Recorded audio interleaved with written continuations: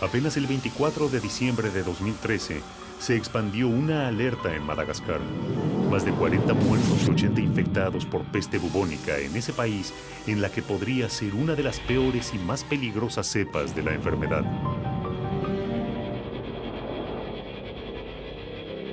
¿Volverá a subirse al barco? ¿O esta vez preferirá un medio más veloz para propagarse?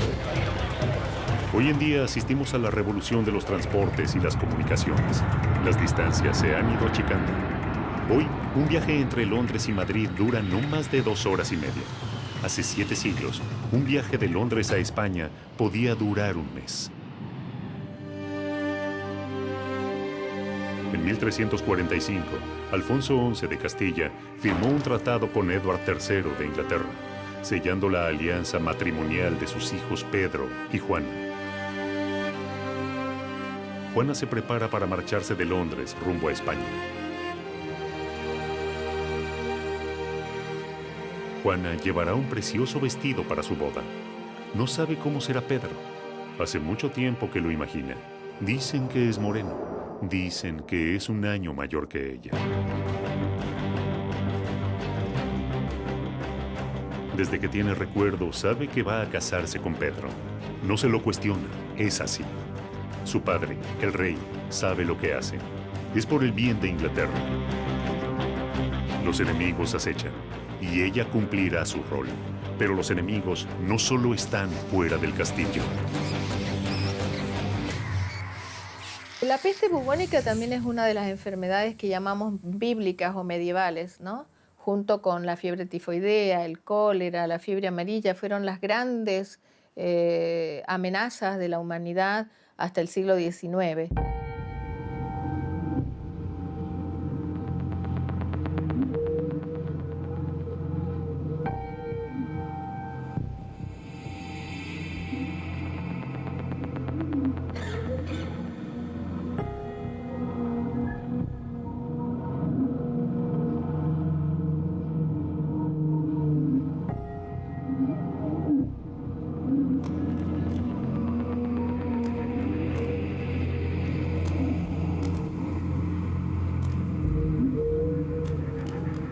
La niña que había crecido preparándose para su boda terminaría siendo una novia eterna.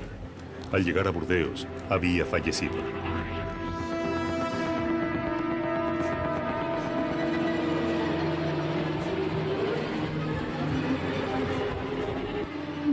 Juana de Inglaterra falleció a causa de la peste negra. Sus efectos personales fueron incinerados y su cuerpo dejado en una fosa común.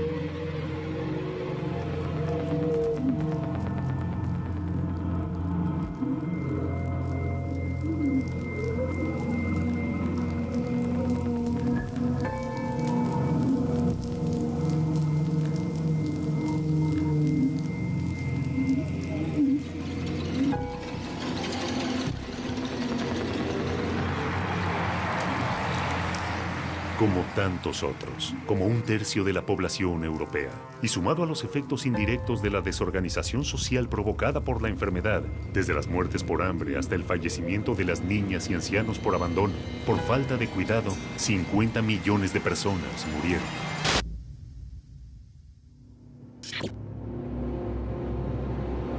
En el siglo XIV el mundo era muy grande. Las comunicaciones hacían que las distancias fueran, en muchos casos, insalvables. Esto hizo que la peste no haya podido propagarse aún más. Pero hoy, con la revolución de las comunicaciones, el mundo se ha hecho más pequeño. En el aeropuerto de Heathrow operan casi 100 líneas aéreas que van a 180 destinos en 90 países.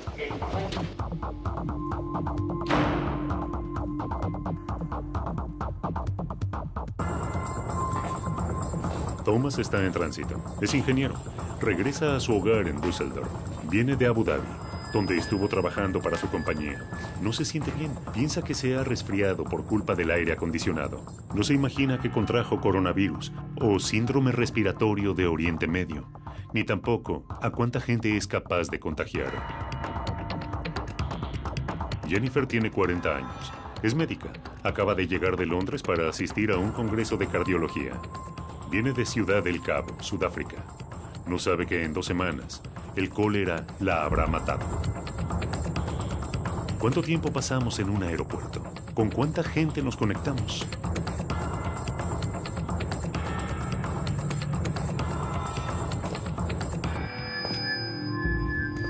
Kyung-ki es representante de una firma coreana y está regresando a Seúl. Está feliz de reencontrarse con su familia. Llegará enfermo. Se va a recuperar pronto. No así su esposa, a la que contagiará de H7N9, más conocida como gripe aviar, y estará grave. Los Hinojosa están de paseo. Han recorrido distintas ciudades europeas. Regresan a México. Elena ha cuidado en todo el viaje a su hijo Gael de que no se resfríe. Sin embargo, un abrigo no podrá defenderlo del virus que lo llevará al hospital. Hay que recordar que vivimos en un mundo globalizado, en un mundo donde se toma un avión en Buenos Aires y 7 horas más tarde estamos en Nueva York. Y se ha demostrado la transmisión de bacterias y de virus en vuelos de largo tiempo. No hay respeto ya por fronteras. Con la habilidad del hombre de viajar en avión alrededor del mundo en solo 24 horas, creo que es muy posible que se dé una nueva pandemia de aquí a los próximos años. Así de pequeño se ha vuelto el mundo. Así de peligroso lo hemos convertido. Y a cada instante estamos más vulnerables. ¿Hay margen aún para evitar una pandemia? ¿Existe realmente alguien que pueda detener nuestra destrucción? En ese mundo pequeño hay seres más pequeños que pueden ser letales. Los mosquitos. Están cerca, muy cerca. En la calle, en nuestras casas. No asustan, no les tememos. Incluso los subestimamos. Pensamos que a lo sumo será una picadura.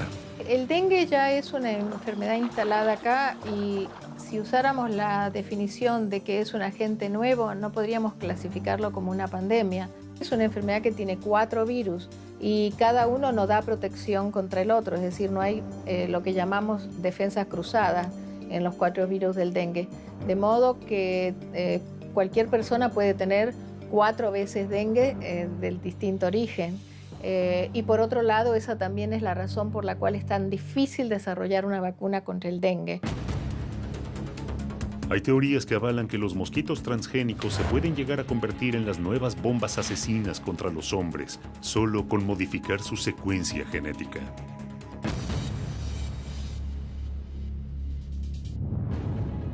Los virus pueden traer consigo una pandemia. Pueden aniquilar a una especie. Pero los virus que aniquilan al hombre no solo pueden ser biológicos, también pueden ser informáticos. El virus Michelangelo fue el primero en ocupar las tapas de los diarios y quizás por su difusión se pudo morigerar su impacto. Sin embargo, tuvo todas las características de una pandemia. ¿Qué pasaría si no pudieran ser contenidos? ¿Y si los antivirus fallaran? Son prácticamente invisibles, no se escuchan, no se palpan, pero tienen un enorme poder que puede terminar con nosotros. Todos los días aparecen nuevos virus creados en búnkers informáticos. Se suele pensar que los ataques son domésticos o al nivel de empresas, pero jamás en lo que consideramos sistemas inexpugnables. ¿Alguien podría entrar a la NASA o a la Armada de los Estados Unidos? Cuando me inicié en el mundo de la informática tenía 13 años. Julio Ardita nació en Santa Cruz, en Argentina, y viajó por todo ese país debido a los traslados que tenía su padre. Hasta que finalmente, a los 14 años, recaló en Buenos Aires en un pequeño departamento del barrio de Palermo.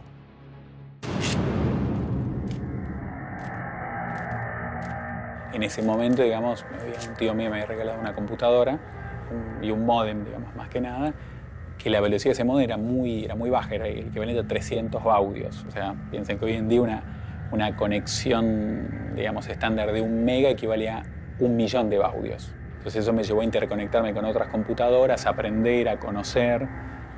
Me conecté vía módem con otros sistemas informáticos, empecé a conocer a otra gente que estaba en la parte de redes, sistemas.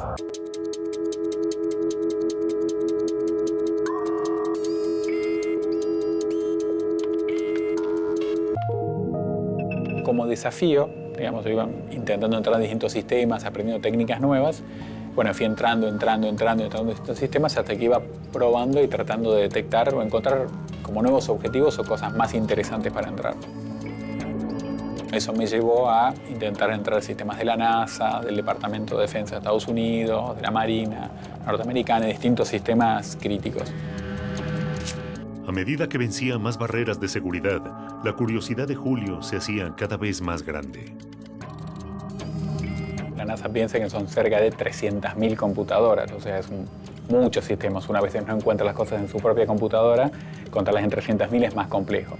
Pero bueno, dentro de eso, parte de lo que vi jugando y entrando fue lo que en su momento era una especie de Google Maps que hoy existe, digamos. Realmente era impresionante. Uno ponía las coordenadas y tenía el archivo de la vista satelital del día anterior de cómo estaba. Eso realmente era muy, muy impresionante. Julio pudo entrar a la NASA a través de la Universidad de Harvard. Jugando llegué hasta ahí y donde por el año, digamos, 95, detectan ellos en Estados Unidos, particularmente una persona que yo ingresé a los sistemas informáticos donde estaban los expedientes y casos de los juicios internos de la Marina de Estados Unidos.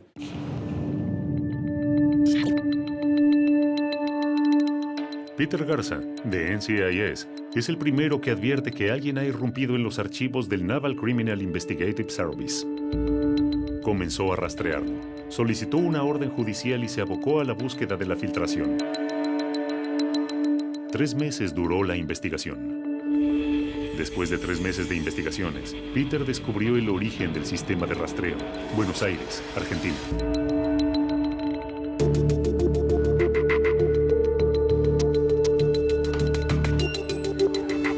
El 28 de diciembre de 1995, Julio llegó a su casa por la noche, luego de estar con su novia.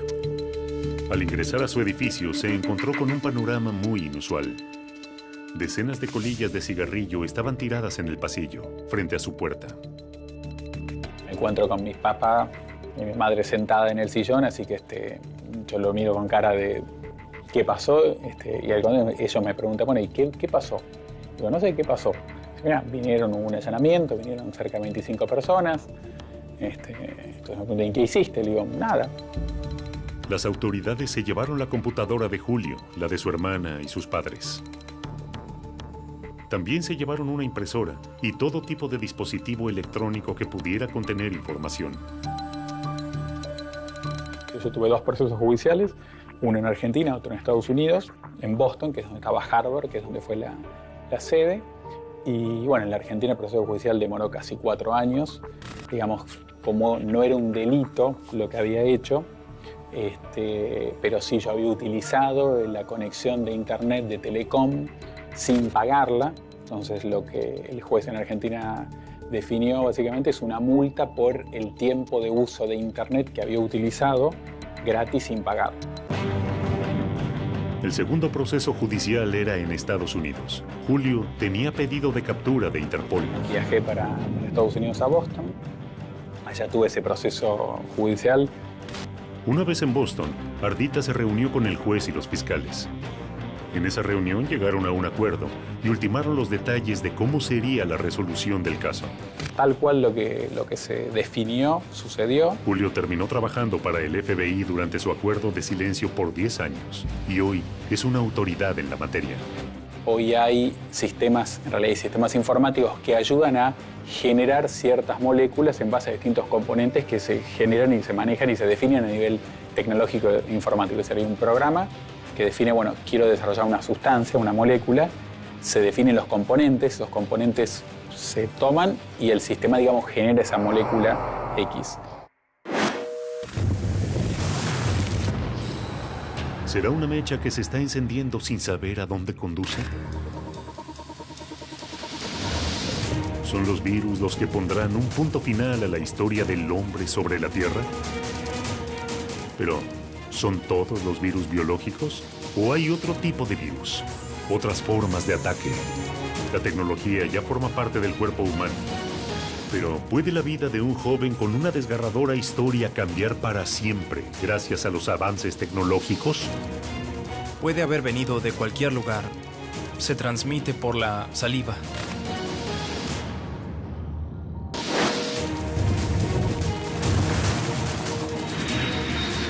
La velocidad de las comunicaciones acorta cada día más las distancias entre países. Las enfermedades ya no conocen de fronteras. En 2009, algunos países prohibieron los vuelos que provenían de regiones con brotes de influenza. ¿Pero son las enfermedades quienes pueden generar un nuevo contagio masivo?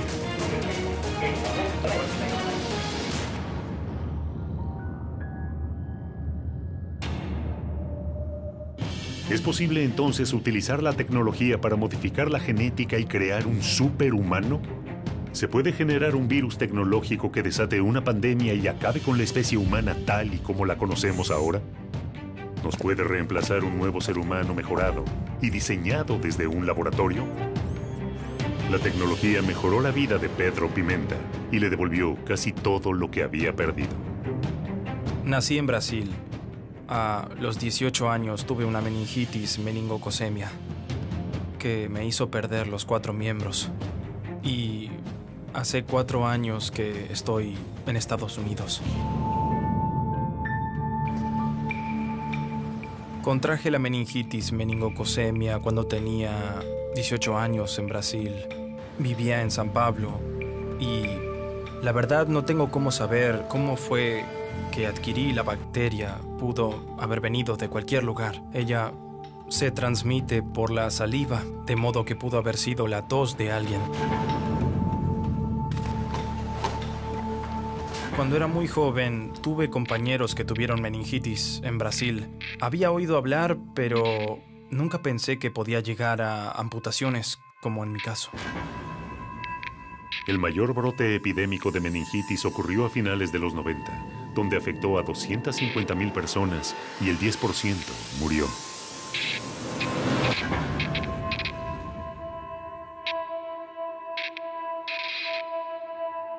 Aquel 11 de septiembre de 2009 era un viernes común para Pedro. Se había encontrado para almorzar como hacía habitualmente con un compañero. Comenzó a sentirse mal y fue para su casa. Al llegar, comenzó a tener fiebre y vómitos. Pedro no se sentía nada bien. Ya a la noche, esos síntomas comenzaron a empeorar. Yo estaba solo en casa. Al pasar la noche ya estaba muy mal y me llevaron a un hospital local. Dijeron que tenía una infección y me mandaron de vuelta para casa. Ahí me quedé 4 horas durmiendo. Pedro no podía dormir. Su cuerpo ardía por la fiebre. Y el dolor era tan agudo que casi no podía moverse. Fue una pesadilla. Su cuerpo lo abandonaba mientras él trataba de conseguir ayuda. Por suerte pude tomar el celular que estaba cerca de mí y llamé a mi hermano que estaba durmiendo en otro cuarto de la casa. Y él atendió el teléfono. Cuando vinieron para mi cuarto, yo ya estaba prácticamente muerto en ese momento.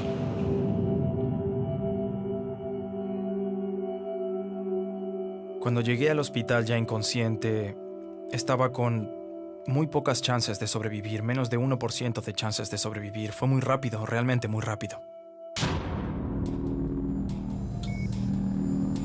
Me desperté del coma después de una semana de estar en el hospital. Yo no tenía ni idea de dónde estaba porque cuando llegué ya estaba inconsciente.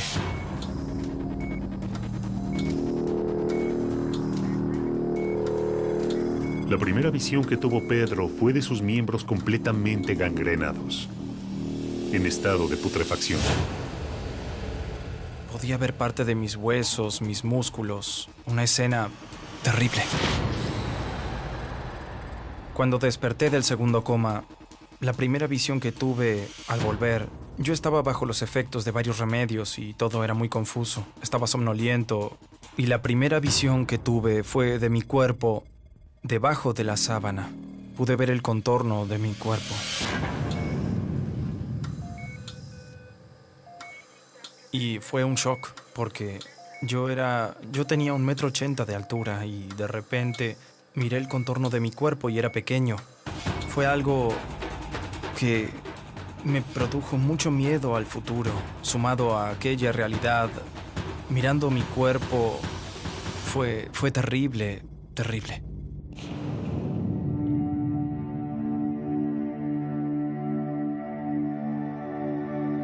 Hay una forma que todavía no sabemos cuáles son las condiciones que tienen las personas afectadas, que al segundo o tercer día comienzan a tener trastornos masivos de la coagulación y formas hemorrágicas graves. Como producen coágulos, ¿no? Entonces cierran esos vasitos pequeñitos que tenemos en los pies y en las manos, y por las extremidades comienzan a producirse gangrena, es decir, la muerte de la carne por la falta de irrigación y de oxígeno. Una semana después de ser amputado, llegaría el momento que cambiaría el curso de la recuperación de Pedro. Muy cerca del hospital, en el estadio Morumbí, AC/DC, su banda de rock favorita, tocaba en San Pablo después de 13 años. Yo estaba conmocionado. Fue terrible. Empecé a desesperarme. La primera cosa que dije cuando desperté fue: yo quería ir al show de AC/DC y obviamente no tenía posibilidades de ir. Además,